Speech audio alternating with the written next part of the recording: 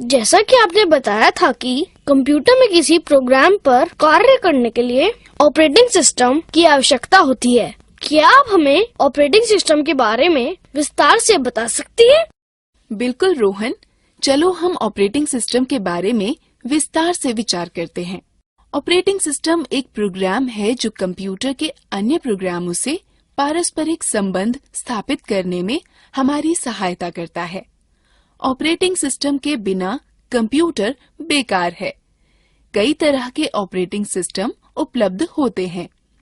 Operating system प्रयोगकर्ता व computer के मध्य एक माध्यम का कार्य करता है।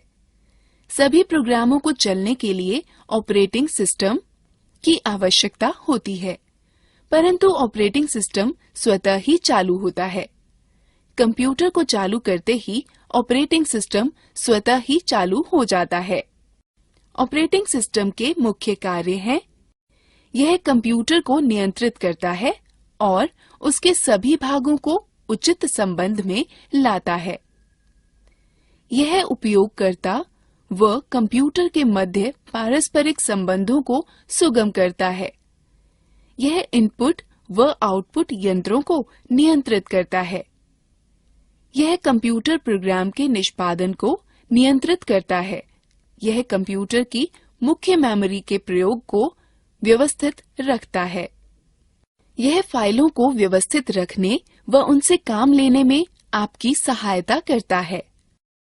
ऑपरेटिंग सिस्टम को दो भागों में वर्गीकृत किया जा सकता है: character user interface (CUI), graphical user interface (GUI). एक-एक कर हम इनके बारे में विचार करते हैं। कैरेक्टर यूजर इंटरफेस (CUI) में किसी तरह के आइकॉन या चित्र नहीं होते हैं। यह केवल लेख व अक्षरों पर चलता है। हम CUI पर लेखीय निर्देश जैसे रीनेम, CLS, CD, MD और DIR या डायरेक्टरी पर कमांड निर्देश देकर कार्य कर सकते हैं। CUI का एक उदाहरण है डिस्क ऑपरेटिंग सिस्टम।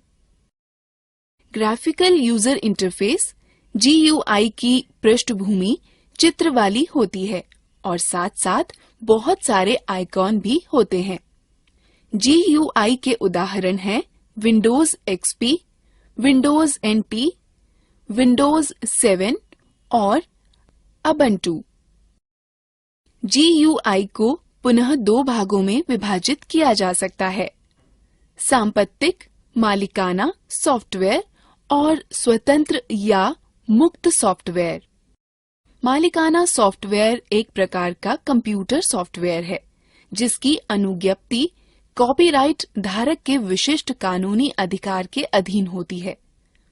मालिकाना सॉफ्टवेयर के उपयोग के लिए अनुज्ञप्ति की आवश्यकता होती है, जो उसकी फीस देने या भुगतान करने के बाद ही प्राप्त होता है। इनका प्रयोग वैध अनुज्ञप्ति के बाद ही किया जा सकता है। उपयोगकर्ता इनको न तो परिवर्तित, न साझा कर सकता है, न ही पढ़ सकता है और न ही पुनर्वितरित कर सकता है। मालिकाना सॉफ्टवेयर के सामान्य उदाहरण हैं Microsoft, Apple INC, IBM operating system व यूनिसिस। स्वतंत्र या मुक्त सॉफ्टवेयर वे सॉफ्टवेयर हैं जिनको उपयोगकर्ता इंटरनेट से बिना किसी फीस के डाउनलोड कर सकता है।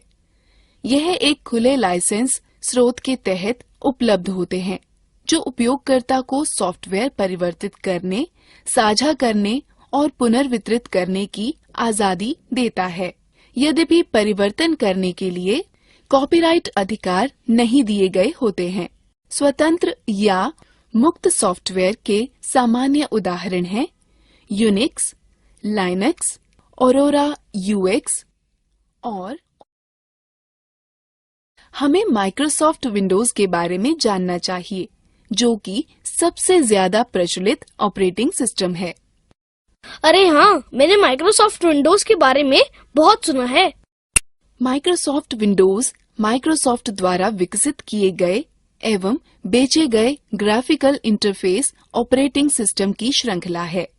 अधिकतर जिन कंप्यूटरों का हम प्रयोग करते हैं उनमें माइक्रोसॉफ्ट विंडोज का ऑपरेटिंग सिस्टम पूर्व स्थापित होता है। यदि आपके कंप्यूटर में विंडो ऑपरेटिंग सिस्टम नहीं है तो आप अनुज्ञप्त प्राप्त सॉफ्टवेयर प्रमाणित सॉफ्टवेयर विक्रेता के यहाँ से खरीद सकते हैं। इसके अतिरिक्त इस सॉफ्टवेयर को माइक्रोसॉफ्ट की वेबसाइट से ऑनलाइन भी खरीदा जा सकता है। GUI इंटरफेस प्रोग्राम प्रयोग करने व उनको संगठित करने में आपकी सहायता करता है। विंडोज विजिविग प्रकार के इंटरफेस होते हैं, जिसका अर्थ है कि जो आप देखते हैं वही आप प्राप्त करते हैं। यदि आपके कंप्यूटर का ऑपरेटिंग सिस्टम विंडोज है तो कंप्यूटर चालू करते ही सबसे पहले दिखने वाली स्क्रीन डेस्कटॉप कहलाती है। आप विंडोज डेस्कटॉप का प्रयोग सभी प्रोग्राम संचालित करने संगठित करने में कर सकते हैं। डेस्कटॉप 2 भागों में विभाजित होता है, मुख्य भाग या विंडोज डेस्कटॉप तथा टास्क बार। नीचे पतली पट्टी को टास्क बार कहते हैं। टास्क बार में स्टार्ट बटन होता है, जिसके जरिए हम कंप्यूटर के अन्य प्रोग्रामों तक पहुंच सकते हैं। टास्क बार की पृष्ठभूमि को वॉलपेपर कहते हैं। कंप्यूटर आरंभ करने पर सबसे पहले दिखने वाली स्क्रीन डेस्कटॉप कहलाती है। डेस्कटॉप पर दिखने वाली छोटे छोटे चित्र आइकॉन कहलाते हैं। यह आइकॉन फाइल, प्रोग्राम और फोल्डर के शॉर्टकट छोटे रास्ते हैं, जिनके जरिए इनमें आसानी से व जल्दी से पहुंचा जा सकता है। स्क्रीन के सबसे नीचे क्षितिज के समानांतर पट्टी को टास्क बार कहते हैं।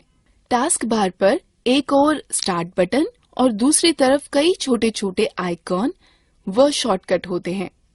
कंप्यूटर पर चल रहे सभी उपयोजन व प्रोग्राम टास्क बार पर आइकॉन के रूप में दिखते हैं। कंप्यूटर पर चल रहे सभी एप्लीकेशन व प्रोग्राम इन्हीं आइकॉन के द्वारा एक्सेस उपयोग किए जा सकते हैं।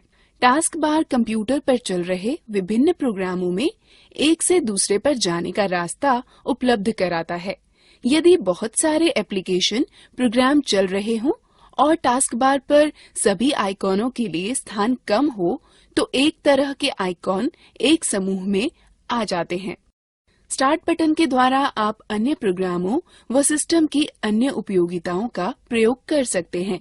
स्टार्ट मेन्यू में मौजूद कंट्रोल पैनल का उपयोग कंप्यूटर में विभिन्न हार्डवेयर और सॉफ्टवेयर के विन्यासों या सेटिंग को बदलने के लिए किया जाता है। स्टार्ट मेन्यू के हेल्प और सपोर्ट मेन्यू का उपयोग विंडोज पर कार्य के दौरान आवश्यकता पड़ने पर सहायता प्राप्त करने के लिए किया जाता है। स्टार्ट मेन्यू की सहायता से आप मात्र एक क्लिक में कंप्यूटर को बंद कर सकते हैं, लॉग ऑफ या पुनः चालू कर सकते हैं। निम्न प्रक्रिया से आप अपने सिस्टम की तारीख व समय परिवर्तित कर सकते हैं। पहले टास्क बार पर दाईं ओर दिख रहे तारीख व समय पर क्लिक करें, तब एक घड़ी व कैलेंडर प्रकट होगा। टास्क बार पर तारीख व समय पर क्लिक करें, तब समय व तारीख परिवर्तन लिंक पर क्लिक करें।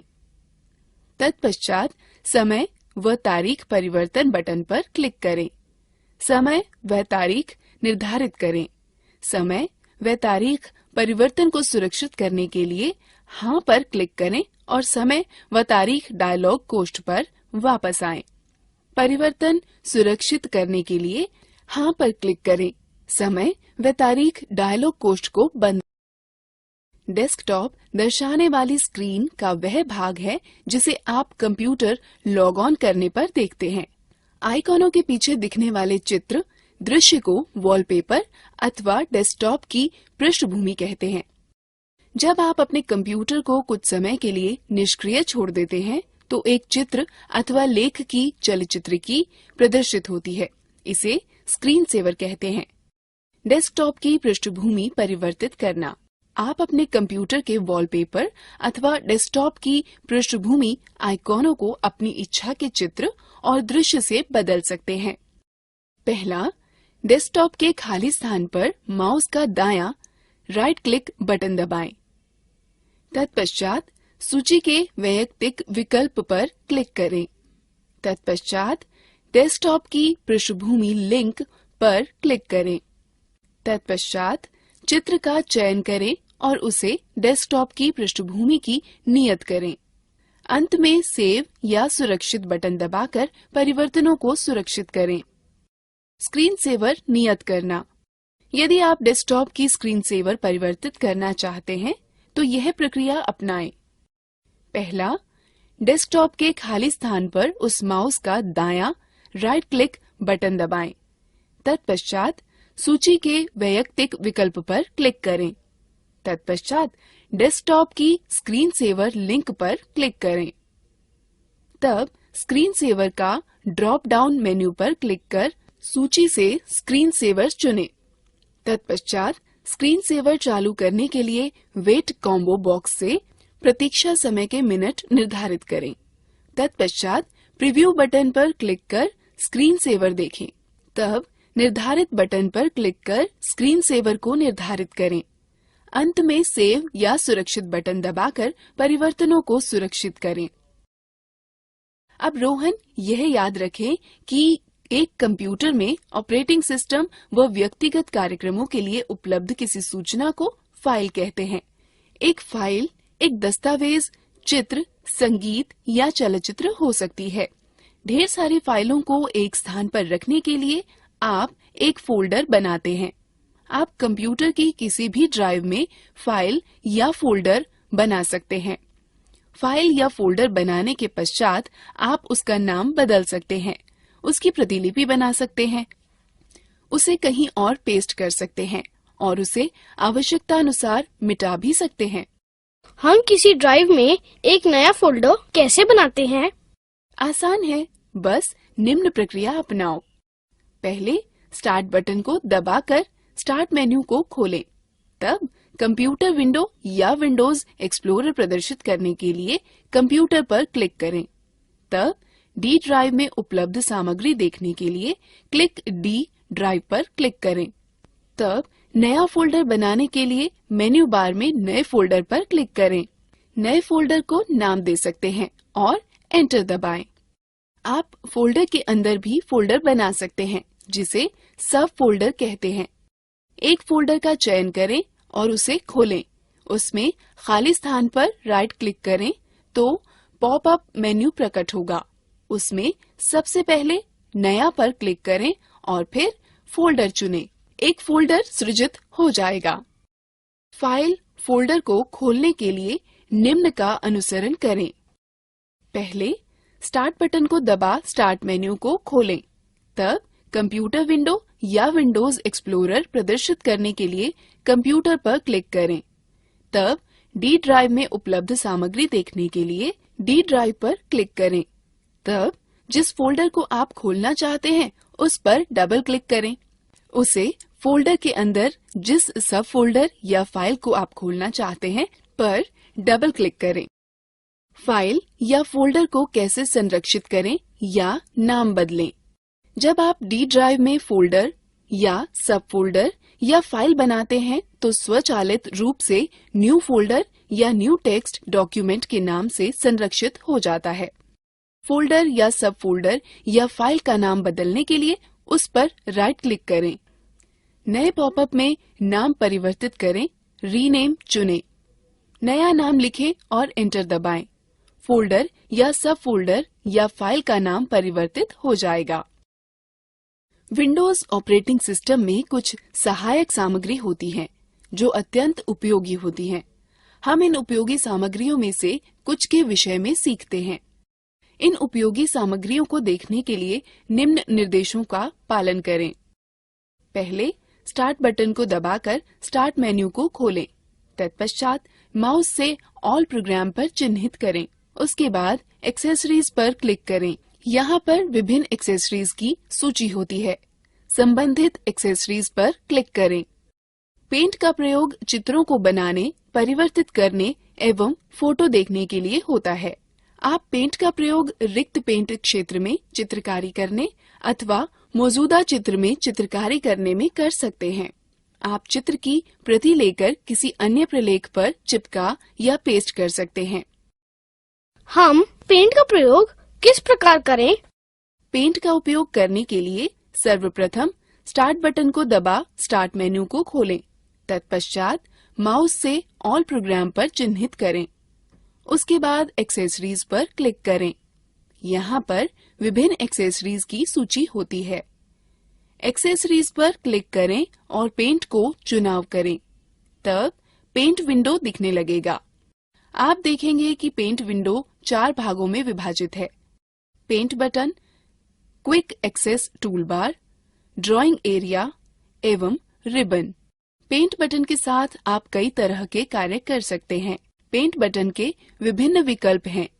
खोलें, ओपन, नया, न्यू, संरक्षित करें, सेव और छापें, प्रिंट।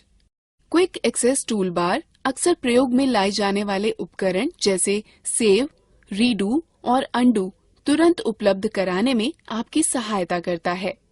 रिबन में 2 टैब होती हैं, होम और व्यू। होम टैब उन उपकरणों को उपलब्ध कराता है जो चित्र बनाने अथवा उसे सुधारने में प्रयुक्त होते हैं। यह क्लिपबोर्ड, ब्रश, टूल, शेप और कलर आदि होते हैं। क्लिपबोर्ड में 3 विकल्प होते हैं, कट, कॉपी व पेस्ट, जिन विकल्पों का प्रयोग कर आप पेंट पर चुनी गई वस्तु को काट सकते हैं, प्रतिलिपि या प्रतिबिंब बना सकते हैं अथवा चिपका सकते हैं। यह विकल्प एक ही विषय को कई बार प्रयोग करने में आपकी सहायता करता है। प्रतिबिंब का चुनाव आपको उन विषयों को चुनने व संपादित करने में सहायता करता है जिनको आप चयनित करना चाहते हैं, काट छांट करना चाहते हैं, आकृति में परिवर्तन करना चाहते हैं अथवा घुमाना चाहते हैं।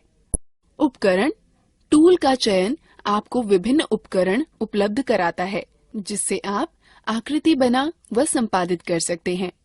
यह उपकरण है पेंसिल, रंग भरना, लिखना, मिटाना, रंग उठाना और बड़ा करना।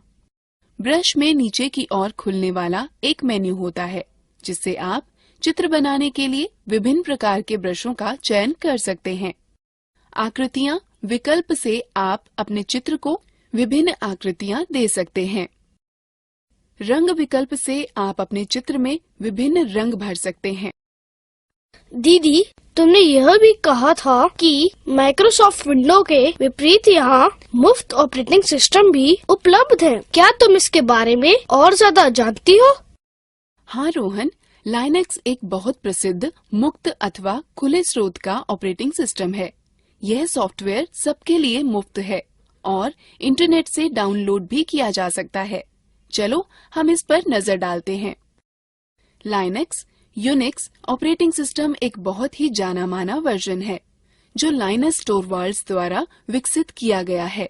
लाइनक्स माइक्रोसॉफ्ट विंडो जैसे दूसरे ऑपरेटिंग सिस्टम की तरह होता है। लाइनक्स की सबसे खास बात यह है कि ये बहुत ही गतिशील है। उपयोगकर्ता इस सॉफ्टवेयर को विकसित करने, संशोधन करने अथवा प्रसारित करने के लिए स्वतंत्र हैं। लाइनक्स को 2 अलग तरीकों से प्राप्त किया जा सकता है, फ्री डाउनलोड अथवा वितरण का उपयोग कर। लाइनक्स दुनिया भर में करोड़ों उपयोगकर्ताओं द्वारा सफलतापूर्वक उपयोग किया जा रहा है। लाइनक्स के सभी आवश्यक भागों को इंटरनेट से बिल्कुल मुफ्त डाउनलोड किया जा सकता है।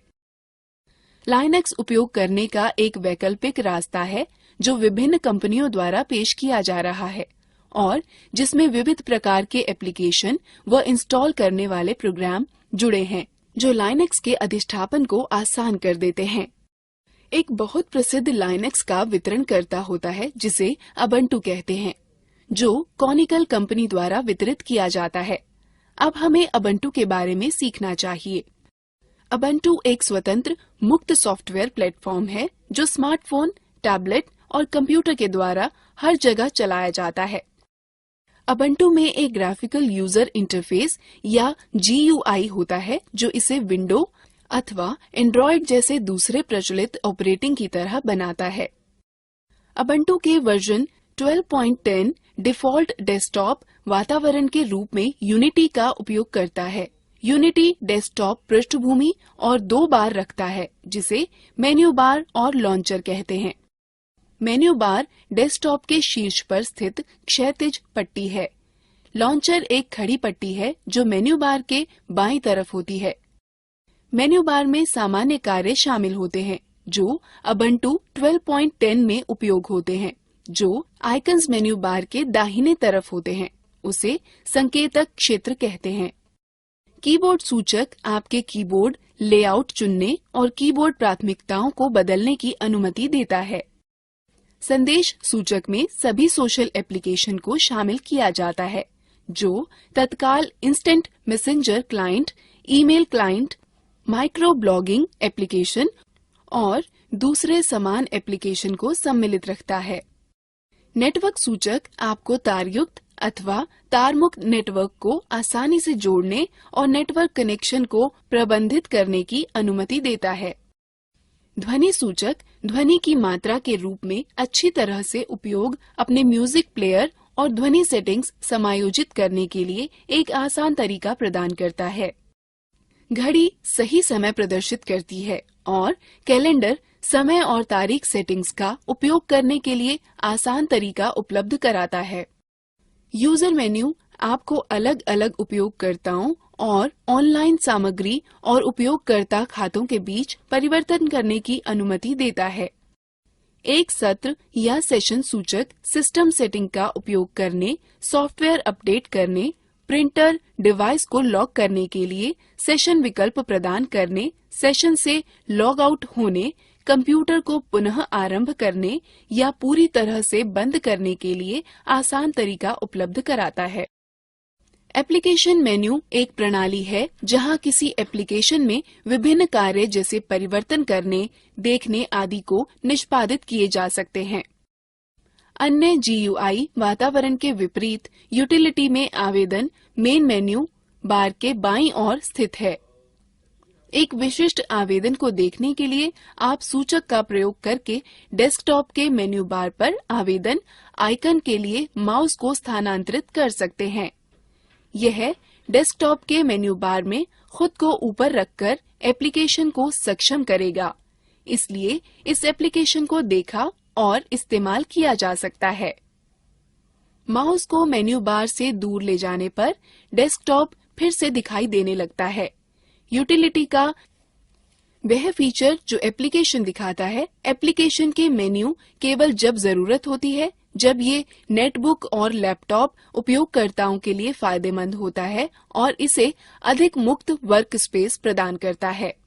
ऊर्ध्वाधर पट्टी के आइकन्स जो स्क्रीन के बाईं तरफ होते हैं लॉन्चर कहलाते हैं। जब यह लॉन्चर चलाया जाता है तो यह सक्रिय आइकन्स के एप्लीकेशनों को आसान पहुंच प्रदान करता है। लॉन्चर में सबसे ऊपर पहला आइकन डैश कहलाता है जो एक निर्णायक खोज व मूल तत्व है। एक एप्लीकेशन को लॉन्चर से रन करने अथवा पहले से रन हो रही एप्लीकेशन को प्रदर्शित करने के लिए एप्लीकेशन आइकन पर क्लिक करते हैं। फोरग्राउंड में एप्लीकेशन अपने आइकन के दाहिनी तरफ एक अकेले सफेद त्रिकोण के द्वारा संकेतित किया जाता है। लॉन्चर के द्वारा एप्लीकेशन जोड़ना और हटाना। एक एप्लीकेशन को जोड़ने के लिए लॉन्चर के एप्लीकेशन आइकन पर दाहिने क्लिक करके और लॉन्चर के लॉक का चयन करके एप्लीकेशन को रन करें। लॉन्चर से एक एप्लीकेशन को हटाने के लिए पहले एप्लीकेशन आइकन पर दाहिने क्लिक करें, फिर अनलॉक से लॉन्चर का चयन करें। डैश एक औजार है जिसकी मदद से आप कंप्यूटर पर एप्लीकेशन व फाइलों का तेजी से पता लगा सकते हैं व उन तक पहुंच सकते हैं। डैश का पता लगाने के लिए लॉन्चर के सबसे ऊपर वाले आइकॉन जिस पर उबुंटू का प्रतीक चिन्ह बना हो पर क्लिक करें। डैश आइकन का चयन करने पर एक और विंडो खुलेगी जिसमें सबसे ऊपर सर्च बार के साथ ही हाल में इस्तेमाल की गई एप्लीकेशन, फाइल और डाउनलोड का संग्रह भी होगा। डैश आपको स्थानीय स्तर व सुदूर की सूचनाएं खोजने की अनुमति देता है। डैश की मुख्य विशेषताएं। डैश की दो मुख्य विशेषताएं हैं, फाइलें व फोल्डर ढूंढना और एप्लीकेशन को ढूंढना। वर्क स्पेस आपको एप्लीकेशन को एक समूह में करने की अनुमति है जो अव्यवस्था को कम करता है और डेस्कटॉप नेविगेशन में सुधार लाता है। मूलभूत रूप से उबुंटू में 4 वर्कस्पेस होते हैं।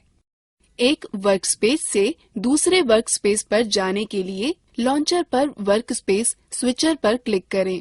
यह एप्लीकेशन आपको एक वर्कस्पेस से दूसरे वर्कस्पेस पर जाने की अनुमति देता है। विंडोज को बंद करना, अधिकतम करना, न्यूनतम करना व बहाल करना। न्यूनतम बटन विंडो को वर्तमान में दिखाई पड़ने वाली स्क्रीन से हटाकर उसे लॉन्चर में रखा देता है। अधिकतम बटन एप्लीकेशन को विंडोज की पूरी स्क्रीन पर फैला देता है। विंडोज को बंद करने के लिए विंडो के ऊपर बाएं कोने पर दिए हुए क्रॉस बटन पर क्लिक करें। विंडो को वर्कस्पेस पर इधर उधर ले जाने या हटाने के लिए माउस के पॉइंट को विंडो के टाइटल बार पर ले जाएं और माउस के बाएं बटन से क्लिक करें तथा बाएं बटन को दबाए रखते हुए विंडो को खींचें। विंडो का आकार बदलने के लिए माउस पॉइंटर को विंडो सिरे पर या कोने पर ऐसे रखें कि माउस पॉइंटर दो तरफा तीर में परिवर्तित हो जाएगा, जिसे रीसाइज आइकॉन कहते हैं। माउस के बाएं बटन से क्लिक करें तथा बाएं बटन को दबाए रखते हुए विंडो को खींचें। कंप्यूटर पर फाइल का पता लगाने के दो तरीके हैं।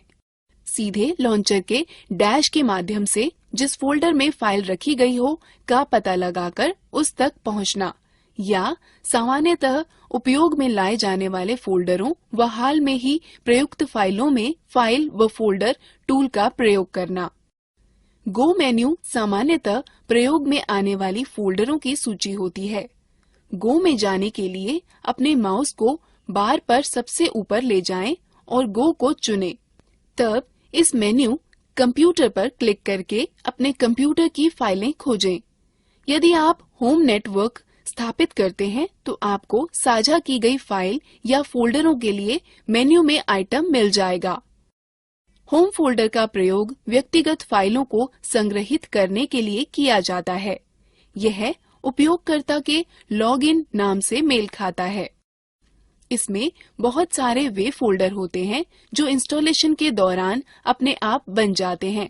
इसमें डेस्कटॉप दस्तावेज, डाउनलोड, म्यूजिक, संगीत, चित्र, पब्लिक, टेम्पलेट्स और वीडियो शामिल हैं। Nautilus file manager.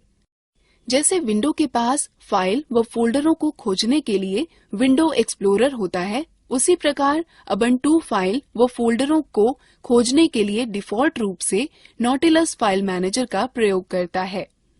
दीदी, नॉटिलस फाइल मैनेजर कहाँ है? Nautilus file manager window desktop पर एक फोल्डर पर डबल क्लिक करो, नॉटिलस फाइल मैनेजर विंडो खुल जाएगी। डिफॉल्ट विंडो में निम्न विशेषताएं होती हैं: menu bar, title bar, tool bar, बायां पैन व दायां पैन। नॉटिलस नेविगेट करने के निम्न पद हैं। फोल्डरों के बीच नेविगेट करने के लिए नॉटिलस फाइल मैनेजर के बाएं पैन में पुस्तक चिन्हों का प्रयोग करें।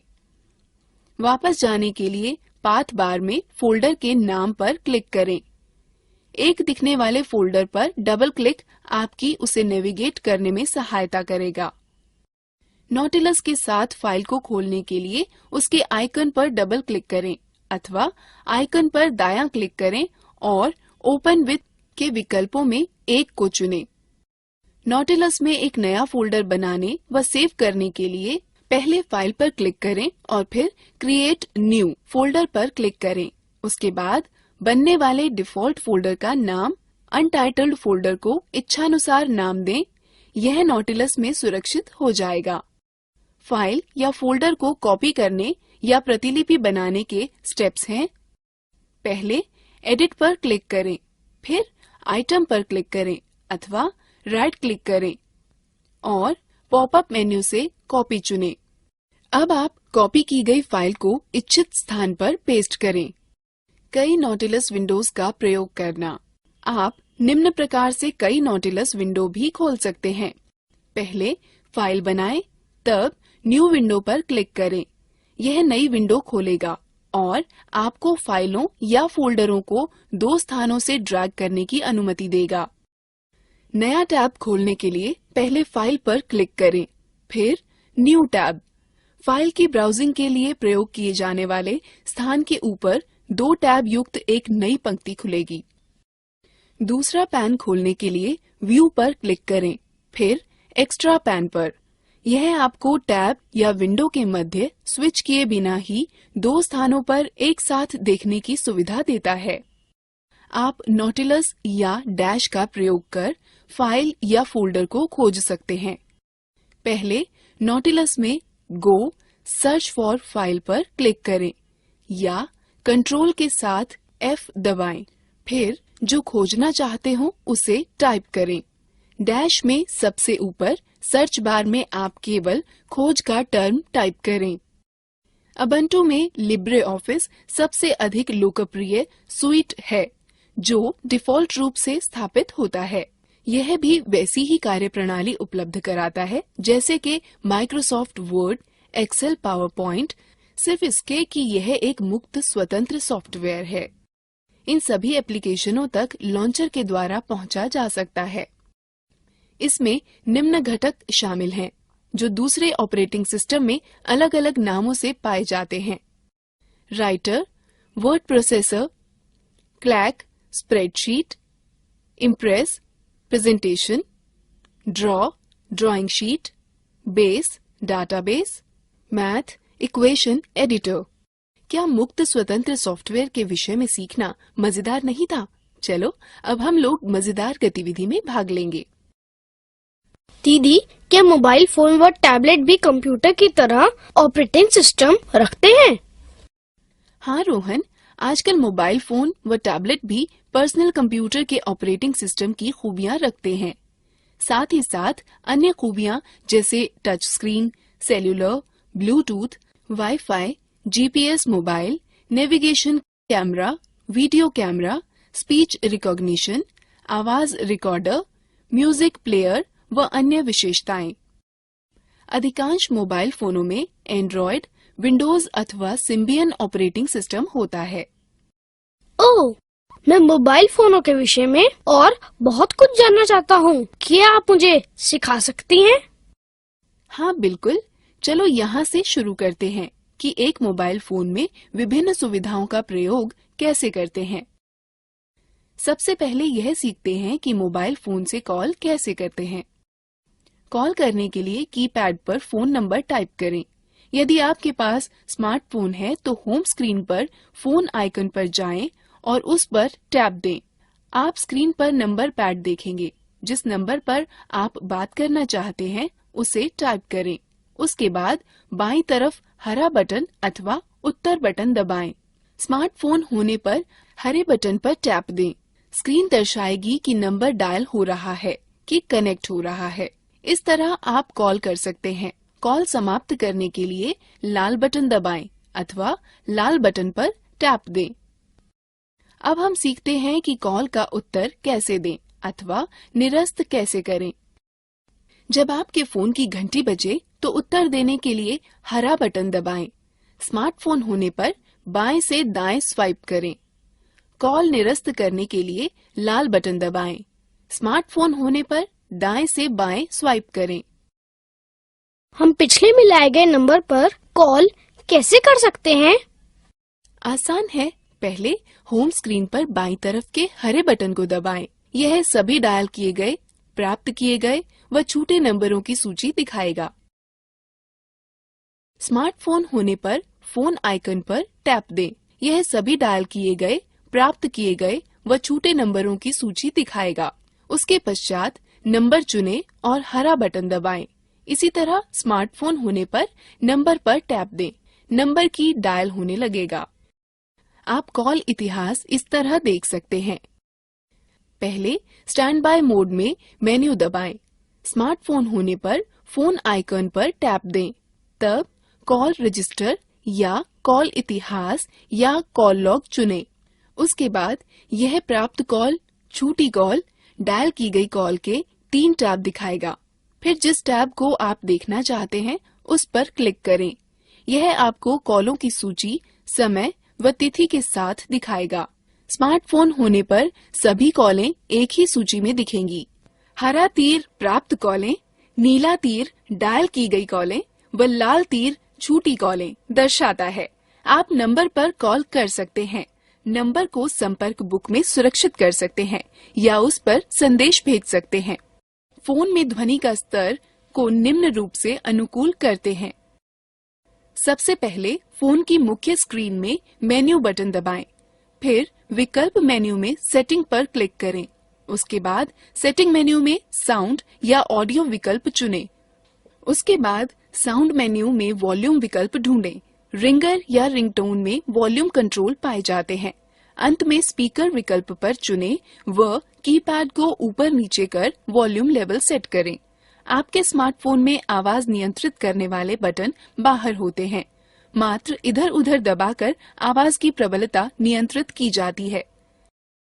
मैं अपने मित्र का फोन नंबर व अमित का नाम शामिल करना चाहता हूँ। मैं कैसे कर सकता हूँ? आप नया संपर्क ऐसे जोड़ सकते हैं। जब फोन स्टैंड बाय मोड में हो तो मेन्यू दबाएं। स्मार्टफोन होने पर फोन आइकॉन पर टैप दें। तब मेन्यू विकल्प में अपने फोन की फोन बुक पर जाएं। यह होम स्क्रीन पर फोन के एक चित्र अथवा शब्द फोन बुक या संपर्क से दिखाई गई होगी। अब उपलब्ध विकल्पों में न्यू कॉन्टैक्ट का चयन करें। पहले जिस संपर्क को आप जोड़ना चाहते हैं उसका नंबर एरिया कोड स्क्रीन पर दिखने वाले फॉर्म पर भरें। स्मार्टफोन में नंबर पैड व अंक टाइप करें। ऐड टू कॉन्टैक्ट पर टैप दें और तब क्रिएट न्यू कॉन्टैक्ट पर, और तब फॉर्म में उपयुक्त स्थानों पर अपने मित्र का पहला व अंतिम नाम लिखें। तब उसे संरक्षित करने के लिए सेव या ऐड टू कॉन्टैक्ट दबाएं। टैप देना सुनिश्चित करें। अब नया संपर्क अपने मोबाइल में जुड़ जाएगा। फोन में पहले से ही संरक्षित संपर्क के विवरण में एडिट करने के लिए संपर्क का नाम चुनें। एडिट का चयन करें, टैप दें, सही विवरण टाइप करें और फिर सेव का चयन करें, टैप दें। अब मैं आपको सिखाती हूँ कि संदेश कैसे भेजते हैं। पहले स्टैंड बाय मोड में मेन्यू दबाएं, तब संदेश सेवा, फिर लिखित संदेश, फिर संदेश बनाएं का चयन करें। एक स्मार्टफोन में होम स्क्रीन पर मैसेजिंग आइकन ढूंढें, उस पर टैप दें। आप देखेंगे कि संदेशों की सूची खुलेगी। संदेश बनाएं, संदेश लिखें को चुनें। स्मार्टफोन में राइट मैसेज आइकॉन पर टैप करें। टेक्स्ट बॉक्स में संदेश लिखें। चित्र या कुछ अन्य जोड़ने के लिए विकल्प का चयन करें। फिर इंसर्ट ऑब्जेक्ट दबाएं। स्क्रॉल कर नीचे वांछित पिक्चर या ऑब्जेक्ट आए। व्यू फिर इंसर्ट दबाएं। नियत स्थान पर प्राप्तकर्ता का नंबर लिखें अथवा यदि आप सुरक्षित किए हुए किसी संपर्क को संदेश भेजना चाहते हैं तो फोन बुक पर क्लिक करें। संपर्क का चयन कर ओके पर क्लिक करें। स्मार्टफोन में प्राप्तकर्ता के नाम के कुछ अक्षर टू कॉलम में लिखें। आप देखेंगे कि कॉन्टैक्ट बुक से नामों की सूची प्रकट होगी। वांछित नाम पर टैप दें। भेजने के लिए भेजें पर क्लिक करें या टैप दें। प्राप्तकर्ता को मैसेज भेज दिया जाएगा। मुख्य सूची पर वापस आने के लिए समाप्त या निरस्त पर क्लिक करें, टैप दें। आप अपना संदेश ऐसे पढ़ सकते हैं। जब आपको संदेश प्राप्त होता है तो आप होम स्क्रीन में सबसे ऊपर लिफाफे का निशान का आइकन देखेंगे। आप स्क्रीन पर एक बॉक्स में एक मैसेज रिसीव्ड लिखा हुआ देखेंगे। नए संदेश को देखने के लिए शो दबाएं, संदेश पढ़ें। दीदी, क्या हम मोबाइल फोन के द्वारा इंटरनेट का प्रयोग कर सकते हैं? बिल्कुल रोहन, तुम कर सकते हो। यह तो बहुत अच्छा है। मोबाइल फोन द्वारा इंटरनेट का प्रयोग करने के लिए हमें क्या चाहिए होगा? मोबाइल फोन द्वारा इंटरनेट का प्रयोग करने के लिए आपको चाहिए होगा एक मोबाइल फोन जो इंटरनेट एक्सेस या उपयोग को समर्थित करता हो, एक मोबाइल फोन सेवा जो डेटा संचरण का समर्थन करती हो, जैसे 2G, 3G और वाईफाई। फोन द्वारा इंटरनेट तक पहुंचने के लिए डेटा सेटिंग के साथ मोबाइल सर्विस प्रोवाइडर से एक खाता। बहुत सारे mobile phone data account setting के साथ ही आते हैं। यदि आपका नहीं है तो आपको सेवा प्रदाता के ग्राहक सेवा केंद्र से बात करनी चाहिए। आप अपने स्मार्टफोन पर मोबाइल इंटरनेट सेवा इस तरह स्थापित कर सकते हैं। पहले अपने स्मार्टफोन के सेटिंग मेन्यू पर नेविगेट करें।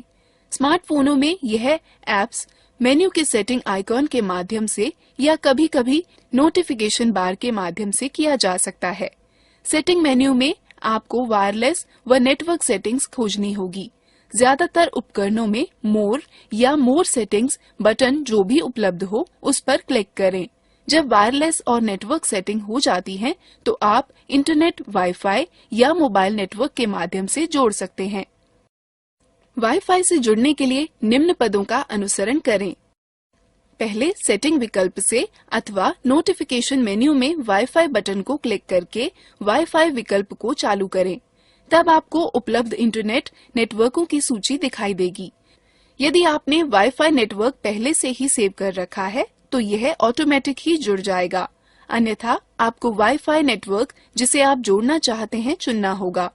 यदि पासवर्ड की आवश्यकता हो तो उसे इंटर करें और कनेक्ट पर क्लिक करें। इंटरनेट का उपयोग करने के लिए इंटरनेट ब्राउजर का उपयोग करें। इंटरनेट के लिए मोबाइल नेटवर्क जोड़ना। पहले वायरलेस व नेटवर्क विकल्प में अधिक सेटिंग या मोर सेटिंग विकल्प पर जाएं। तब मोबाइल नेटवर्क पर क्लिक करें। वहां आपको मोबाइल डाटा चेक बॉक्स को चेक करना होगा। अब इंटरनेट तक पहुंचने के लिए इंटरनेट ब्राउजर का उपयोग करें। कीपैड आधारित फोनों में भी हर कोई बड़ी आसानी से इंटरनेट का उपयोग कर सकता है। पहले मेन्यू में जाएं, फिर इंटरनेट चुनें।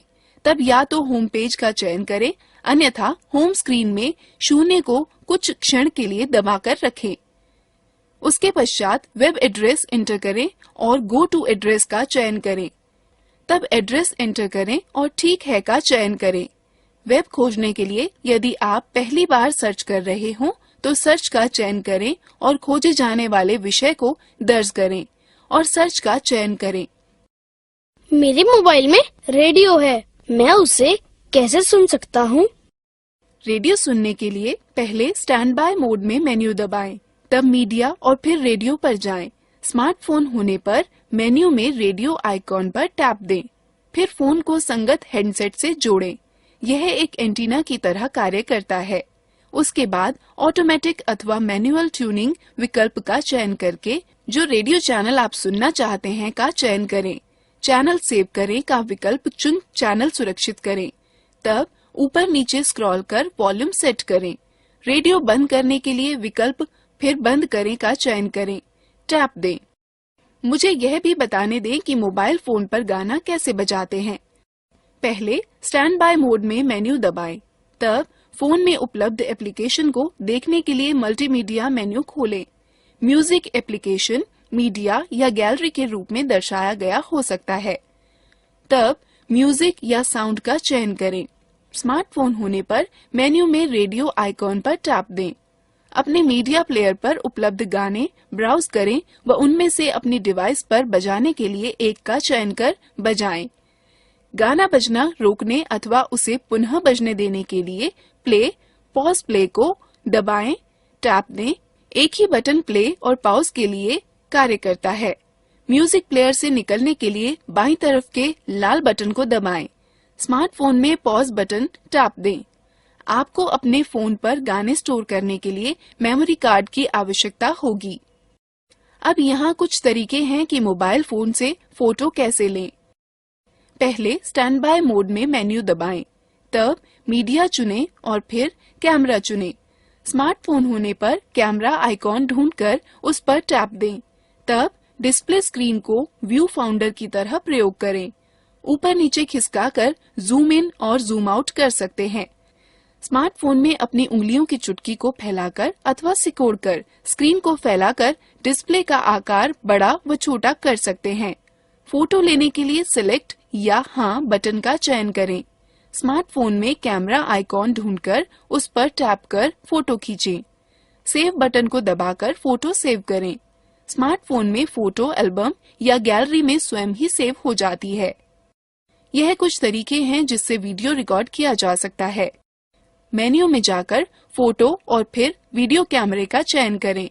स्मार्टफोन होने पर कैमरा आइकॉन पर टैप दें, तब स्क्रीन के प्रदर्शन को व्यू फाउंडर की तरह प्रयोग करें। जूम इन और जूम आउट करने के लिए ऊपर नीचे स्क्रॉल करें। स्मार्टफोन में अपनी उंगलियों की चुटकी को फैलाकर अथवा सिकोड़कर से स्क्रीन पर प्रदर्शन क्षेत्र का आकार बदल सकते हैं। रिकॉर्डिंग चालू करने के लिए रिकॉर्ड को चुनें। स्मार्टफोन में होने पर स्क्रीन पर मौजूद छोटे लाल आइकॉन पर टैप दें। रिकॉर्डिंग को रोकने के लिए स्टॉप दबाएं। स्मार्टफोन में होने पर लाल आइकॉन पर फिर से टैप दें। संरक्षित करें बटन को दबाकर फोटो सुरक्षित करें। स्मार्टफोन में फोटो एल्बम या गैलरी में स्वयं ही संरक्षित हो जाती है। मोबाइल फोन व स्मार्टफोन तीव्र गणना के लिए उपयोगी हैं। यह कैसे संभव है? कैलकुलेटर के द्वारा कैलकुलेटर प्रयोग करने के तरीके हैं। पहले स्टैंड बाय मोड में मेन्यू दबाएं, तब ऑर्गेनाइजर और फिर कैलकुलेटर का चयन करें। स्मार्टफोन होने पर में कैलकुलेटर आइकॉन मेन्यू में ढूंढें और उस पर टैप दें। फोन के नंबर पैड का प्रयोग कर नंबर लिखें। फिर जोड़ने, घटाने, गुणा करने व भाग फंक्शन का चयन करें। फिर दूसरा अंक लिखें। उत्तर जानने के लिए बराबर का चिन्ह दबाएं या टैप दें। धन्यवाद दीदी, आपके कारण मुझे मोबाइल फोनों के बारे में इतनी जानकारी प्राप्त हुई। मुझे टैबलेट में भी दिलचस्पी है। क्या आप उनके बारे में जानती हैं? हाँ बिल्कुल रोहन, चलो हम टैबलेट के बारे में जानते हैं। टैबलेट कंप्यूटर के छोटे, हल्के और अधिक प्रबंधनीय रूप हैं। वे तार रहित व ले जाने योग्य यंत्र हैं, जिनमें सूचनाओं तक पहुंचने के लिए अथवा प्रोसेस करने के लिए स्पर्श इनपुट की तरह प्रयोग होता है। टैबलेट में वह ऑपरेटिंग सिस्टम होते हैं जो ग्राफिकल यूजर इंटरफेस GUI उपलब्ध कराते हैं और एप्लीकेशनों को चला सकते हैं। टैबलेट के सुप्रसिद्ध ऑपरेटिंग सिस्टम हैं एंड्रॉयड, विंडोज व iOS। टैबलेट मुख्यतः दो भागों में बांटे जा सकते हैं, फोन सुविधा के साथ तथा कॉल सुविधा के बिना। टैबलेट जो कॉल सुविधा के साथ होता है, उसमें सिम कार्ड के लिए खांचा बना होता है। आपको कॉल करने के लिए, प्राप्त करने के लिए तथा संदेश भेजने व प्राप्त करने के लिए एक सिम कार्ड तथा किसी मोबाइल नेटवर्क का कनेक्शन की आवश्यकता होगी। टैबलेट जिसमें कॉल सुविधा नहीं होती है, उसमें सिम कार्ड के लिए स्लॉट नहीं होगा, लेकिन उसमें अन्य सभी विशेषताएं समान होती हैं। तब भी आप इंटरनेट के प्रयोग से कॉल करने में समर्थ होंगे। चलो अब हम टैबलेट की कुछ विशेषताओं के बारे में जानते हैं। अधिकतर टैबलेट निम्न उद्देश्यों के लिए प्रयोग होते हैं: कॉल करने के लिए, कॉल प्राप्त करने के लिए, संदेश भेजने व प्राप्त करने के लिए, गाने सुनने के लिए, फोटो खींचने व वीडियो बनाने के लिए, वीडियो देखने के लिए, ई पुस्तकें पढ़ने के लिए, इंटरनेट चलाने के लिए, ईमेल भेजने व प्राप्त करने के लिए, म्यूजिक, फोटो व वीडियो अन्य से साझा करने के लिए। निम्न तरीके से टैबलेट पर म्यूजिक सुना जा सकता है। सर्वप्रथम एप्लीकेशन मेन्यू पर जाएं, तब म्यूजिक पर टैप देकर पार्श्व या बैकग्राउंड संगीत इंटरफेस को एंटर करें। अब आपको म्यूजिक फाइल सूची को हाल ही में एल्बम, कलाकार, गीत, प्लेलिस्ट या शैलियों में उचित विकल्प का चयन करके वर्गीकृत कर सकते हैं। फिर गानों को 1 सेकंड के लिए दबाएं, टैप दें, जिससे विकल्प मेन्यू प्रकट हो जाएगी। इसके बाद आप play, add to playlist, shop for artist, delete या सर्च विकल्पों में से किसी एक का चयन कर सकते हैं। तब प्ले पर टैप देकर पार्श्व संगीत इंटरफेस को एंटर करें और फिर बजाने के लिए गानों पर टैप दें। निम्न तरीके से टैबलेट में फोटो खींची जा सकती है। सर्वप्रथम एप्लीकेशन मेन्यू पर जाएं और कैमरा आइकॉन पर टैप देकर कैमरा इंटरफेस को एंटर करें। तब फोटो मोड चुनने, इच्छित फोटो मोड पर टैप दें। कैमरे को विषय की ओर केंद्रित करें। ऑटो फोकस को सक्रिय करने के लिए स्क्रीन पर किसी स्थान को छुएं और दबाए रखें। फोटो लेने के लिए उंगली उठाएं। टैबलेट से वीडियो रिकॉर्ड करने के लिए सर्वप्रथम एप्लीकेशन मेन्यू पर जाएं और कैमरा आइकॉन पर टैप देकर कैमरा इंटरफेस को एंटर करें। तब वीडियो मोड चुनने के लिए फोटो मोड में पसंद किए हुए आइकॉन पर टैप दें। कैमरे को विषय की ओर केंद्रित करें। टैप देकर रिकॉर्डिंग शुरू करें। रिकॉर्डिंग बंद करने के लिए टैप दें। फोटो व रिकॉर्ड किए गए वीडियो मिटाने के स्टेप्स हैं। जिस फोटो या वीडियो को आप मिटाना चाहते हैं, इसे खोजें। ट्रैश आइकॉन दिखाई दिए जाने के लिए स्क्रीन पर टैप दें। फोटो या वीडियो को मिटाने के लिए इस पर टैप दें।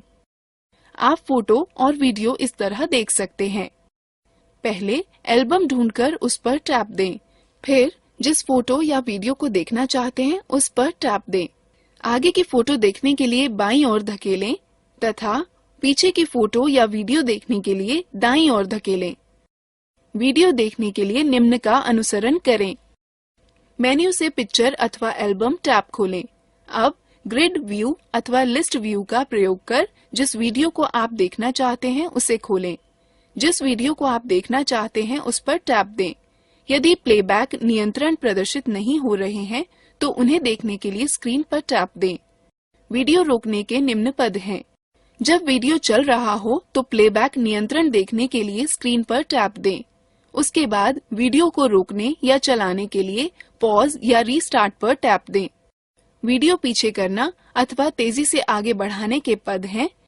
जब वीडियो चलने के दौरान प्लेबैक नियंत्रण देखने के लिए स्क्रीन पर टैप दें। इसके बाद वीडियो को तेजी से आगे ले जाने के लिए प्रोग्रेस बार मार्कर को दाईं ओर और पीछे ले जाने के लिए बाईं ओर खींचें।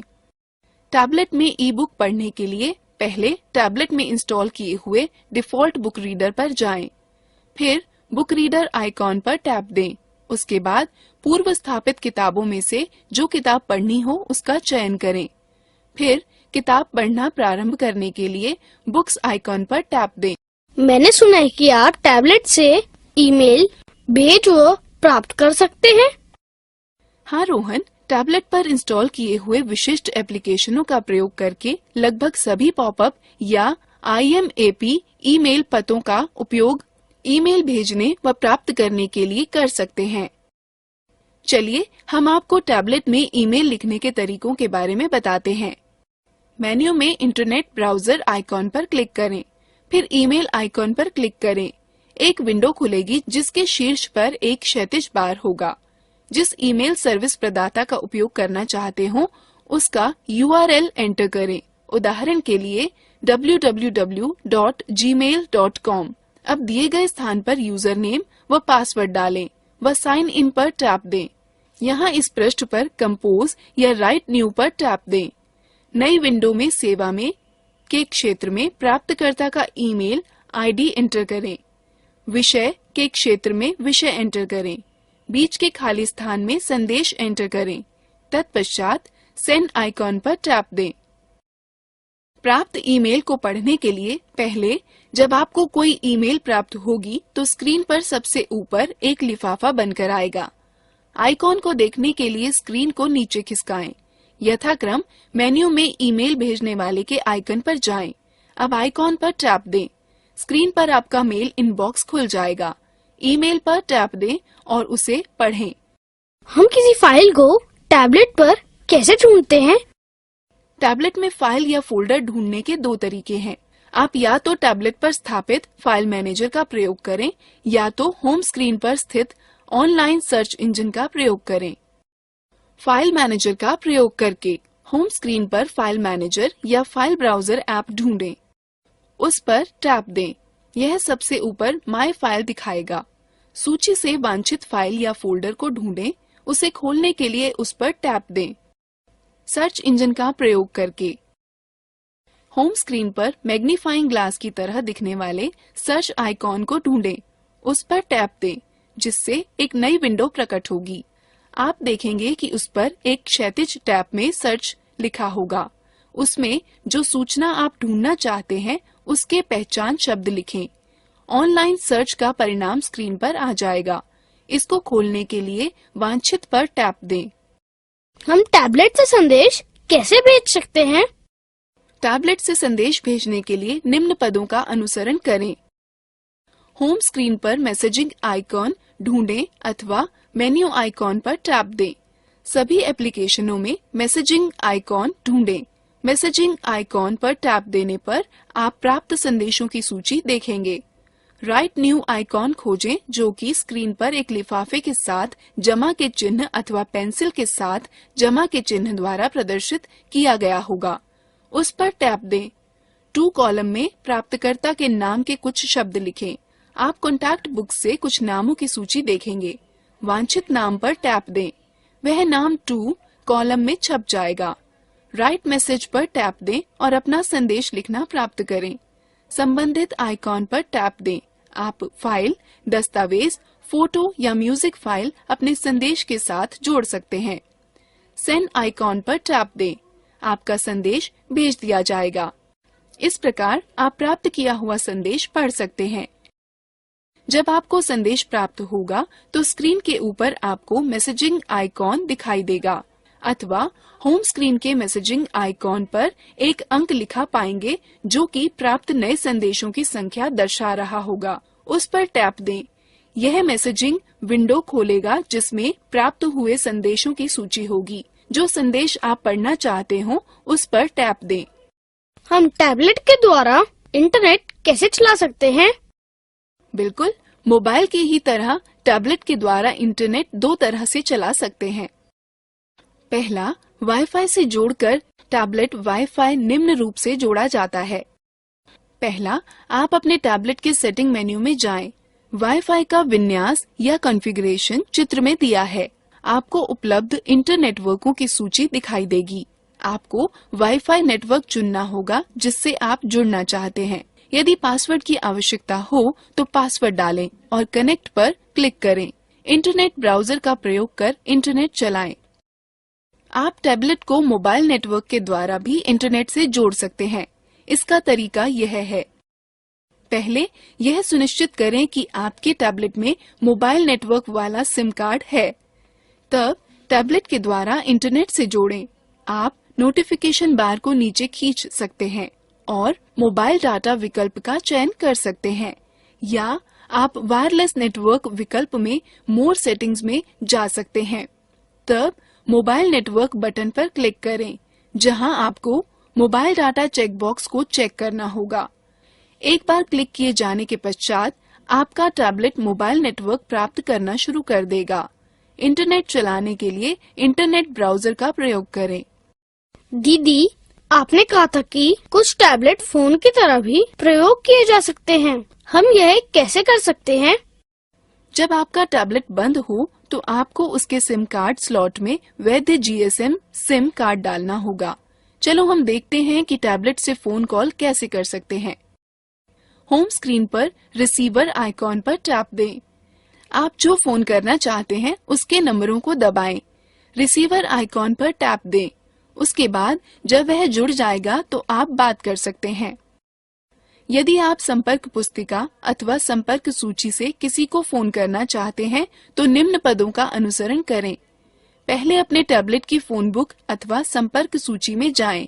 फिर उस नाम को खोजें जिससे आप बात करना चाहते हैं। उसके बाद जिसको संपर्क करना है उसके नाम पर टैप दें। फिर जिससे संपर्क करना है उसके नंबर पर टैप दें। फिर संपर्क जुड़ने पर बात करें। चलो मैं तुम्हें टैबलेट की अन्य विशेषताओं के बारे में बताऊं। सच में?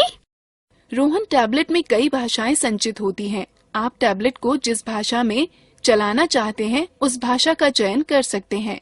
चलो अब हम टैबलेट में भाषा नियत करना सीखें।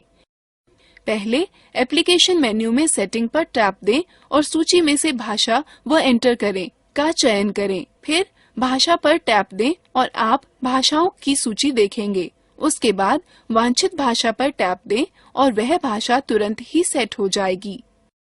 यहीं पर आप कीबोर्ड की भी वह भाषा चुन सकते हैं जिसे आप इनपुट करते समय स्क्रीन पर देखना चाहते हैं।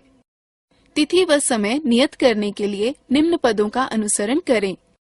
एप्लीकेशन मेन्यू में सेटिंग पर टैप दें और सूची में से तिथि व समय का चयन करें। ऑटोमेटिक को चुनें जिससे तिथि व समय स्वतः नेटवर्क का प्रयोग करते हुए सेट हो जाएगा, अथवा ऑटोमेटिक को निरस्त करके अपने अनुसार सेट करें। दीदी, आप मुझे टैबलेट में एप्लीकेशन को इंस्टॉल करना सिखा सकती हैं? हाँ बिल्कुल, एप्लीकेशन या ऐप टैबलेट की मुख्य विशेषताएं होती हैं जो आपके सेवाएं प्राप्त करने के रास्ते और भी आसान बना सकती हैं। टैबलेट में नए एप्लीकेशनों को पाने के तरीके।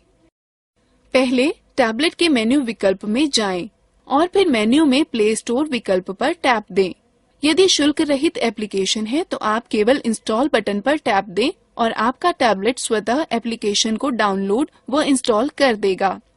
यदि ऐप का मूल्य है तो आप एक क्रय करें का बटन देखेंगे। जिसको दबाते ही एक पॉपअप बॉक्स खुलेगा जिसमें यह सवाल होगा कि क्या आप ऐप खरीदना चाहते हैं। हाँ का विकल्प चुनकर जिसकी पुष्टि किए जाने पर आपको डेबिट कार्ड या क्रेडिट कार्ड की जानकारी व भुगतान का विवरण भरना होगा। फिर एप्लीकेशन को इंस्टॉल करने के लिए स्क्रीन पर आने वाले निर्देशों का पालन करना होगा। अभी के लिए इतना ही रोहन। क्या मोबाइल फोन व टैबलेट के विषय में जानना मजेदार नहीं था क्या? हाँ बिल्कुल था दीदी, बहुत सा धन्यवाद। अब मैं मोबाइल फोन व टैबलेट के विषय में बहुत जान गया हूँ। यह कोई समस्या नहीं है। अब हम लोग मजेदार गतिविधि में भाग लेते हैं।